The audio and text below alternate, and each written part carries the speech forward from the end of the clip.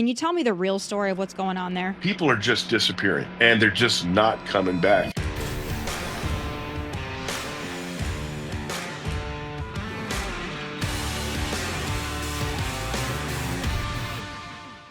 He's been on the ground in Minneapolis doing the much needed work of counseling and supporting the law enforcement officers there. My friend Randy Sutton, you know him, a retired police lieutenant, founder of the Wounded Blue, doing so much good work for the officers around the country and right now specifically in Minneapolis where they need it.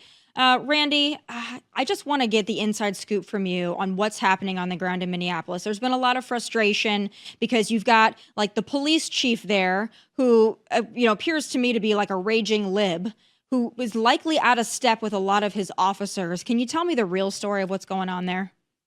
Yeah, there's a lot of issues going on around Minneapolis and the Minneapolis Police Department in their relationships with ICE and with the law enforcement function that has been degraded so badly in the last 5 years or so. So there's a lot of issues at play here, Tommy, and one of them is, of course, the chief of police, O'Hara.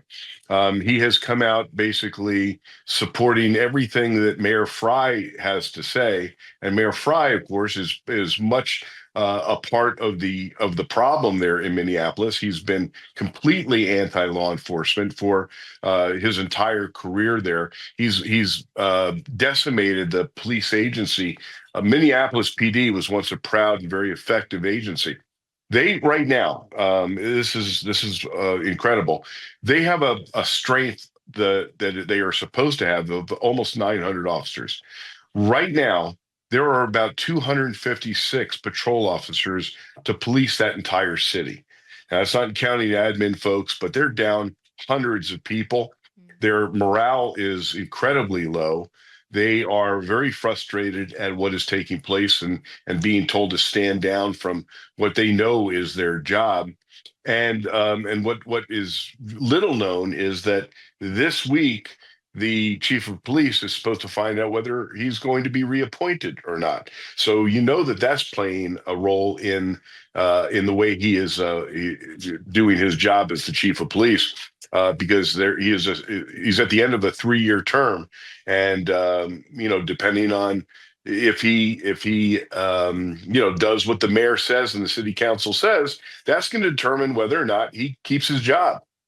Yeah, well, I'm sure that plays into it, but I think he's perfectly capable, just all on his own, of being the way that he is. We've been playing clips of him for months now.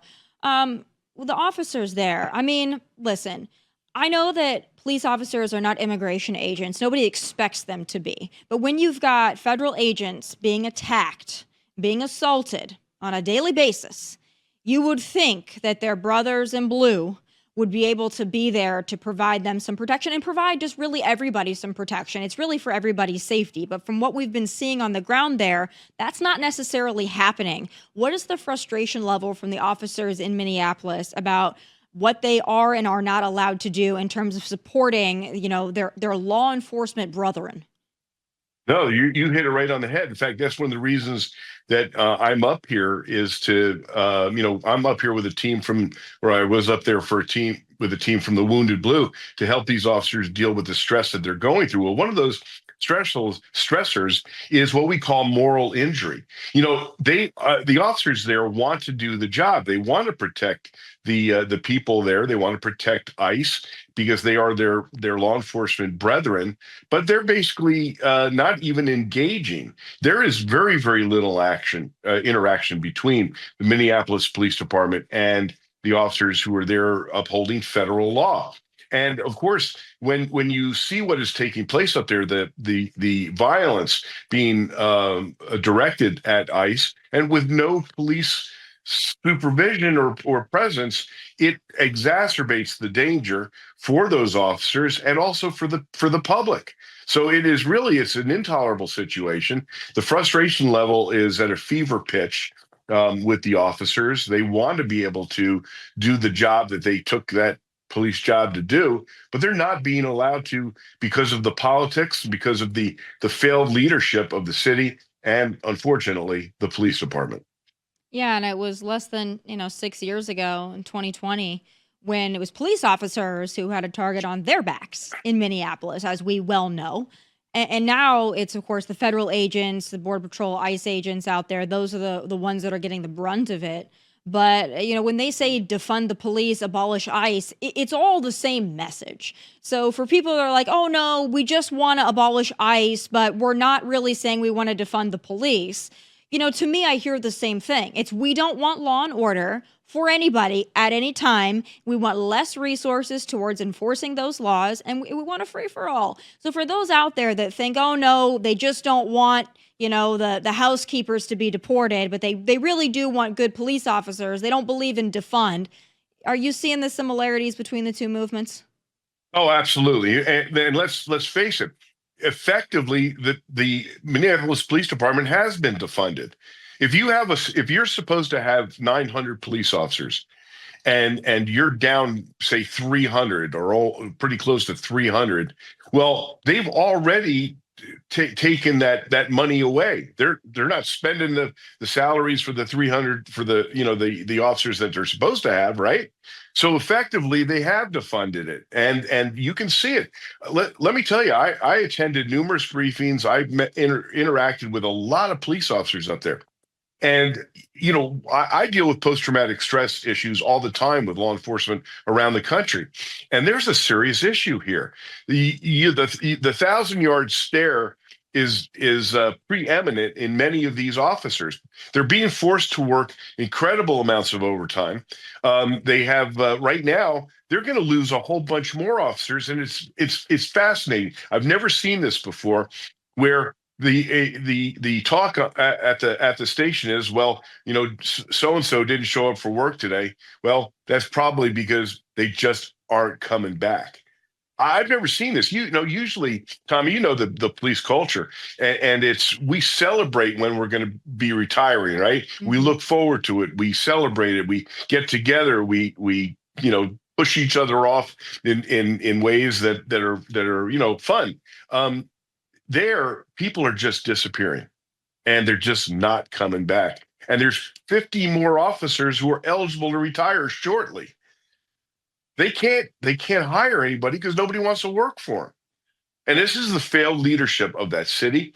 They have never honored their police department. They've never honored their officers. And so this is trickling down into the morale of those officers is just, seriously in the toilet. And it's very, very sad to watch, because from talking to them, I know what they want. They want to be able to police. Mm-hmm. That's what they took the job for. They're passionate about it. And yet they're being plus, and then don't forget this, they're also under a consent decree that was forced on them. Explain that. So after the George Floyd insanity, the federal government under Biden has created a consent decree that the city willingly entered into, and what that does is that puts federal oversight over the police department. And in fact, what that does, it's a big financial boondoggle for certain people that have an in with the federal government, and because of this consent decree, they're not allowed to do many, many things. They're under constant pressure. And this was another forced part of the punishment, if you will, of the police department. Wow. Yeah, you have that. And, just briefly, I want you to talk a little bit about, the Renee Good situation. The mayor saying that when that officer was struck by her SUV, that it was like closing a refrigerator door. I can't imagine, and I saw you talk about this, by the way, on Fox News expertly, but for my audience that didn't get to see that interview, was it like closing a refrigerator door when you have an SUV ramming into you? What an outrageous statement. And literally within minutes of this shooting taking place, Fry came out in the public and inflamed it even more by calling it a murder. The absolute the fact of him saying these ignorant statements, it really shows his bias against law enforcement. Now, let's face it. When you're a law enforcement officer, whether it's federal, you're state, your local, it doesn't matter. You have not only a right to defend yourself, you have a duty to defend yourself. And that means that a missile in the form of an SUV, it can be as deadly as a bullet. Hundreds of police officers have been killed or severely injured and disabled when being struck by vehicles. It is a deadly force situation, and for Fry and the leftist leaders to paint this as a murder by a law enforcement officer is disingenuous. It's dangerous, and it inflames the hatred that is so evident in that not only that city, but around the country. The investigation has to take place, right? Whenever there's a use of force investigation, especially deadly force, there is a major investigation that takes place. And that means that forensics, that means that all the camera angles have to be examined. But at the end of the day, when we're looking at what the camera angles from different angles, the only one that really matters is the one that officer faced at that particular moment in the seconds that he had to make a decision to use deadly force or not. And that individual, by the way, was injured. He received injuries that were internal bleeding, but they don't. Mayor Fry, Governor Walz, the leftist leaders there care nothing about the lives of the officers. No. That's really what it comes down to, Tommy. The lives that they care about, it's not the police, it's not the law enforcement officers. And let me just give you illustrate this, what it's like to be there. So I'm up there with my team from the Wounded Blue, and we're in an SUV. There's four of us, and we're stopped at a traffic light, and a guy is walking by, and you can see he's checking us out, and because he sees four people in an SUV, he is going to sound the alarm that ICE is there. And he takes his camera out and he starts videotaping us. And I'm happy to say that since I am not ICE, I was able to lower my window and greet him in the method to where he should have been greeted. Let me put it that way. And but it goes far beyond this. You walk into a restaurant, and there's signs in the restaurants, in some of the restaurants, that say, ICE not welcomed, law enforcement not welcomed here. So it's really a very it's a very sad situation. The hatred that's out there. It's really clear that the battle lines are drawn, and it is and I can't help but say that the leadership of that city and that state are driving these divides deeper and deeper every single day. Yeah, partly because they don't want to talk about the fraud that's going on. I only have a couple more minutes left with you, but I do want to get your take on some other breaking news. The Uvalde situation. We haven't heard about that in a while. It's been in the news, obviously, more recently. Because of some decisions that were made. I just want to real quickly get your take on all that, because I know that we spoke about it, closer to when it happened. Do you think that it's playing out correctly? Well, the failures of law enforcement in Uvalde were very demonstrable. They were every cop in America was cringing when they saw basically no action being taken, and the once again another huge failure of leadership that took place there, and confusion about what they should do. Now, should criminal charges have been brought against the officers, or against an officer who did not act with the heroism that we would expect? I'm of mixed feelings about that. To criminalize it, that's what civil courts are for, and of course, we've already seen that because of what took place, a revamping of that entire police agency.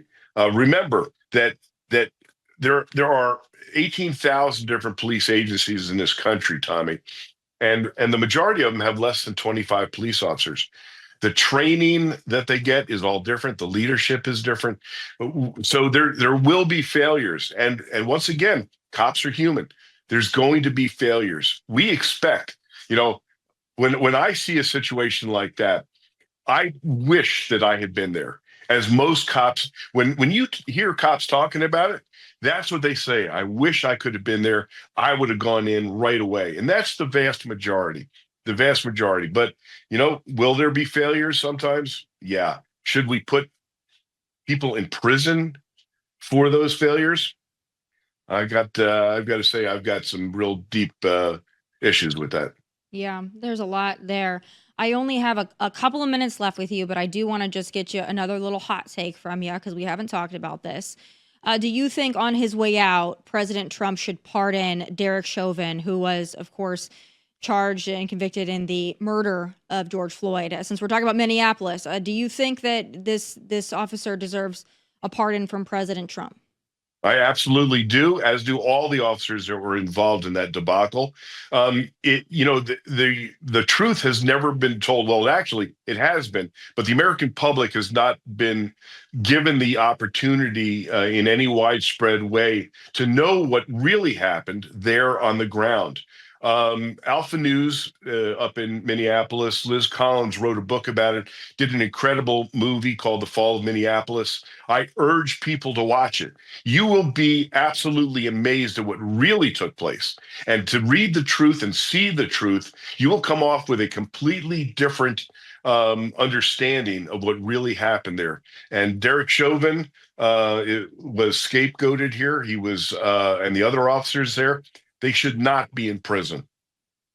Yeah, it's one of those things where you're not even allowed to talk about it. You're not even allowed to ask questions about it.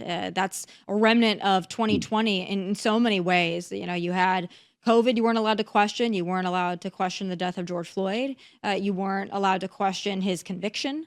It was just everybody on one side was just supposed to, be thrown in the gulag forever. And, nobody was supposed to say boo about it. And I think that we're reaching a point where people are a little tired of that. I know that would cause, obviously, a big to-do if President Trump were to issue that pardon. But I think what's right is right. And you're right. People need to know the full story there before they go to their social media judgment and what was in vogue at the time. Randy, you do. Go ahead. There is a movement right now to get him a new trial and to present the evidence that was never presented during the initial trial, including some of the use of force issues that were never brought to light, which I believe if a jury heard that evidence, I believe they would come out with a completely different verdict. And that's really what should happen is he should be exonerated by a jury. Yeah. Well, I don't know if it's going to happen out of Minneapolis. That place is quite the cesspool, but I hope that justice will be served in that case. It's just such a tragedy, all around everything that's happened. And Minneapolis seems to be quite the place in the last 6 years, the place that I wouldn't want to be. I know that you do great work there, though, and we always thank you. The Wounded Blue does such great work. I encourage everybody to check it out, to support if they're able, because you guys do great things. And, of course, you, a longtime friend of mine. I really appreciate it, Randy. Stay safe out there, and please let all the officers know that we're thinking about them and we got their back. I appreciate you, Tommy. And for any officer who is struggling, call us, 833-TWB-TALK. That's 833-TWB-TALK. The Wounded Blue, never forgotten, never alone. Thanks so much, Randy. God bless you. I'll talk to you soon. Thank you, Tommy. That does it for this episode of Tomi Lahren is Fearless. Don't forget to like, to comment, subscribe, support the YouTube channel at Tomi Lahren is Fearless. Catch full episodes of this show on Outkick and Fox Nation. Also check out the special on Fox Nation on Minnesota fraud. It's a good one. But until then, from Nashville, God bless and take care. Hey, thanks for watching. If you want more of my hottest takes, must-see conversations, and of course, my final thoughts, click here. And make sure you subscribe here so you never miss a beat. I'll be here weekly, and I hope you'll join me.